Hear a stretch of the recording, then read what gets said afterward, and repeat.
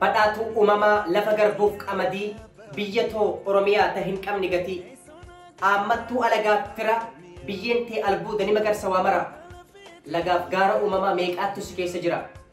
jiituu bonaaf gannaata uumamaan badhaatu lafa namaaf bineensilleen gammachuun irra jiraatu si bira hin jiru jibbaa fi dhabni tanaaf si filata bineensaa fi namni lafaaf namni keetis uumamaan bareedanii Oromiyaa lafa seenaa biyya dammaaf aanni miidhaytuu uumamaa lafa lagaaf gaarranii xumuruu hin danda'an seenaa kee himanii jeedalaaf gadamsa biyyi biraan qabne gosoota shimbiraa ka addunyaarra dhabne holqoota uumamaa karaafameen cabne ni qabne jennee siin mataa ol qabanne teessumti lafa kee fakkeenya akka urjii guyyaa guutuu odeessus sin ibsu koo jechi daawwattee hin quuftu si millattee ijji si keessa deemeetiin argi haga baddaaf gammoojjii arjoomni kee alagaa'uun hanqatu gaaromminni kee dhossanuun dhokatu si keessatti awwaalamte handhuurti tiyya si yaaduu hin dhiifnan halkanii fi guyyaa biyya caaltu biyya too Oromiyaa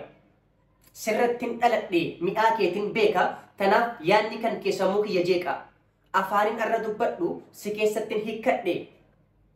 imimmaan hin qabadhu yeroon si yaadadhe biyyi ofii haadha hammaattee toltus atinaaf kabajaadha si keessattiin bare jibbaa fi jaalala si dagachuu hin tahu jiraadhus halaala gatii kee dandeen himu rakkoottu na baase malee silaa si dhiisheen deemu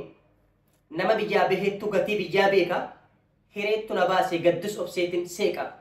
gammachuu harkadhee hin beeku takka akkan keessa jiru rabbi qofaattu beeka gammachuu hin qabdu jiruun biyya Oromaa rakkoo furuuf baanee rakkoon nu geessi morma rakkoon furuuf baane lakkuu nuti taate gara gorru wallaallee qalbiin nu facaate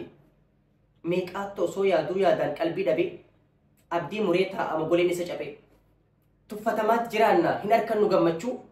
hawwiin keenya guutamtu takkaan dhiifne hojjechuu bilaash dhumaa jira humni keenya dargaggummaa gara jabeetti dachiin biyya Ormaa gaddaaf gammachuunis biyyuma ofiitiin tola